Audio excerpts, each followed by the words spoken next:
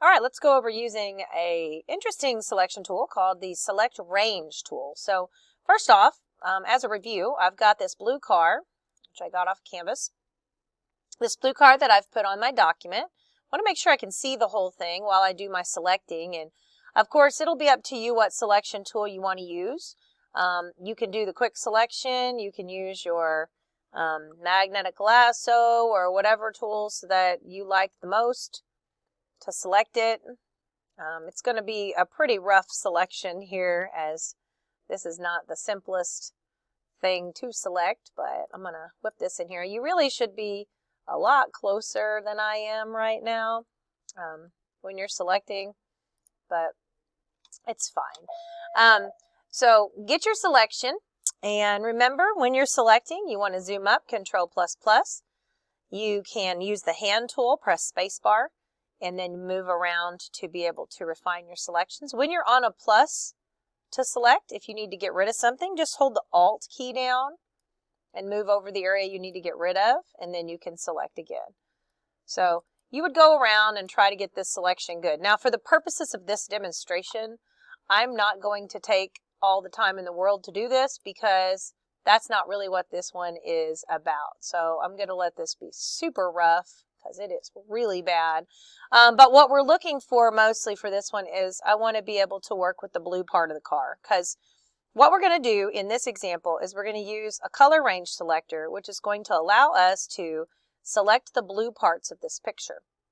And when we select the blue parts of the picture, we're going to use what's called an adjustment layer. And that adjustment layer is going to allow us to adjust the color. So then we can make this car a different color. Doesn't that sound exciting? I'm sure it does. So that's what's going to happen. So you're going to first select your car. And again, it doesn't have to be absolutely perfect. Okay, will work for this. So let's say that's good enough for now. Of course, I'm going to make sure that I come over here and I output this to selection. Of course, you can view it on black and on white just to make sure it looks okay. Make sure you pull your slider all the way through so that you can see that it's going to look good. But once you've checked it on those, output it to a layer mask. And then we've got our little car. Okay, so now at this point, we're ready to move on to the next step, which is to select the blue part of the car. And we could take some selection tools and try to do that, but it would be very difficult to just select the blue. So there's a cool command that's built into Photoshop. It's under the Select menu, and it's called Select Color Range. So you're going to click on Color Range. And, of course, just a bunch of things disappeared right here. What I'm going to do is pull my range down and pull my fuzziness down. And you're going to want to make sure that you select the parts of the car that you want to you want to click on the parts of the car that you want to select. So if I want to select the blue part of the car, then I need to click on a blue area. Now, I've messed this up, so this is kind of funny. I'm going to hit OK. You don't want to be clicked on the layer mask here. You want to be clicked on the actual picture. So, wow, yeah. I'm going to undo real quick. Click on the actual picture, not the layer mask. And that happened to some of you in class too. Be sure you clicked on the picture icon. Okay, now we'll go into select the color range. See, way different. Okay, now I'm going to click on the light blue part, like up here. And then I'm going to hit the plus, and I'm going to click on a darker blue part, like here. What you're seeing is it's going to automatically make these parts darker. Now, one issue we're going to run into is it's going to make the whole picture that has blue. It's going to, as I pull the fuzziness up, it's selecting any part of the picture that has blue. So really, before you do this, it's kind of ideal to turn off the other layers. I do check mark localized color clusters because then it does put the ones close to it. But see, then it wouldn't get the sky up there if I turn that off. But it's really easier to just turn off all your layers first.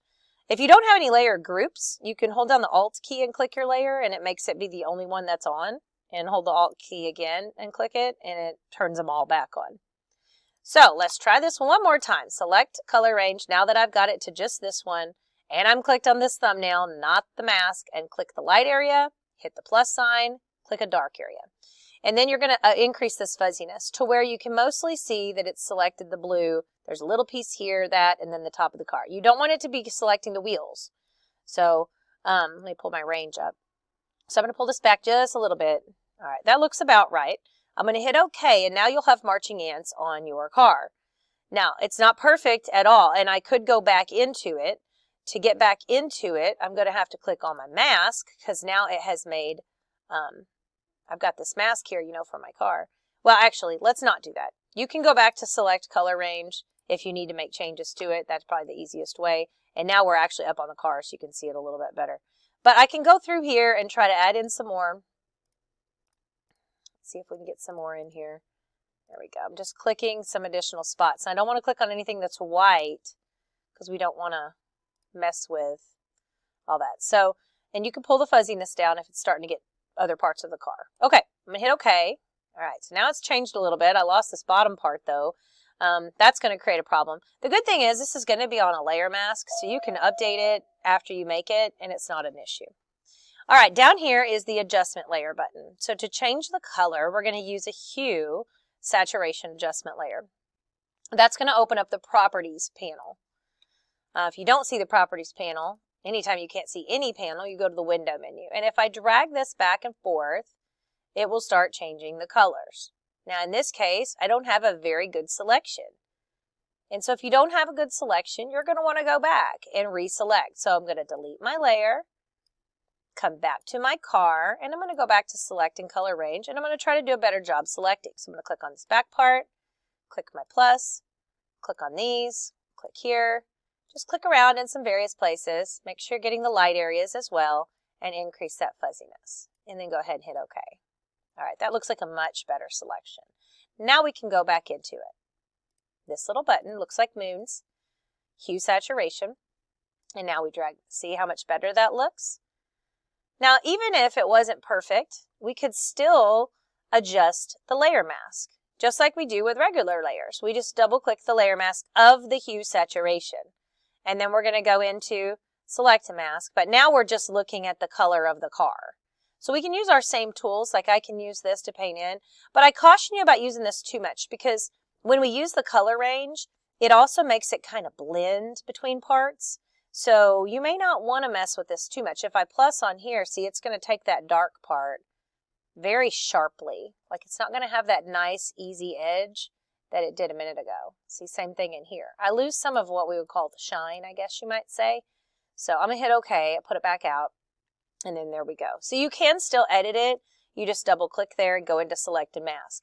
That's also on the properties. So you can go back to color range from the properties menu and fix it. So you can increase your fuzziness or add additional colors. But don't go back to this menu. Go from the properties menu if you need back in there. And you could also access select a mask from in here too. And that's basically it. If you decide a different color, double click the little moon and then just slide it around. Pick a different color. If you want to increase that color, saturation makes it like redder, see, and less red.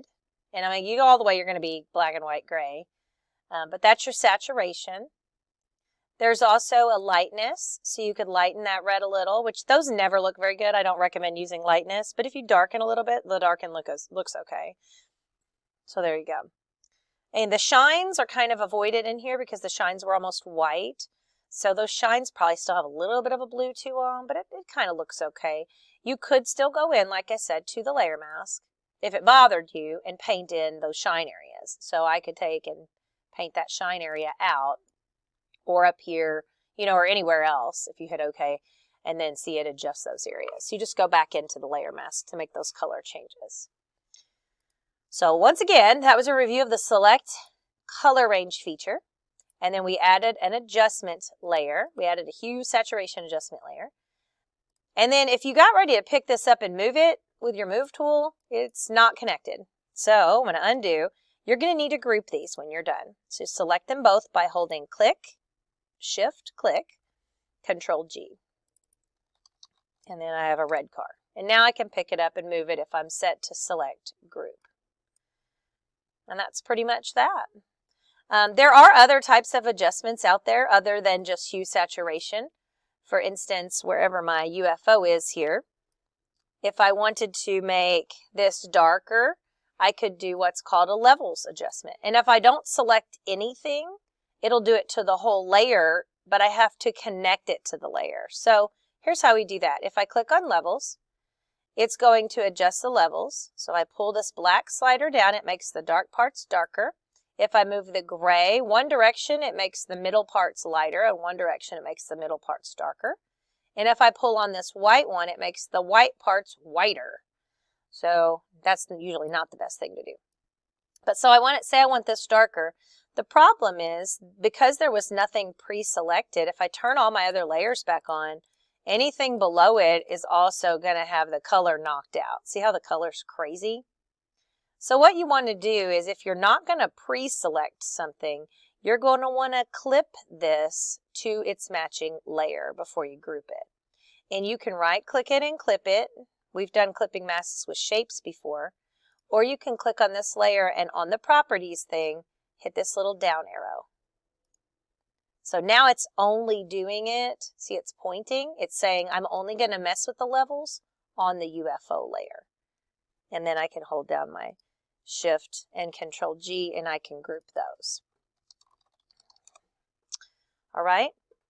So your turn to try that out. You want to go get that car, change the color from blue to red or a different color, and then modify your UFO, which you should have added the other day. And if you haven't, go get one. And then make it darker using a levels adjustment. And remember, you can rewind me and all that stuff on here if you need assistance.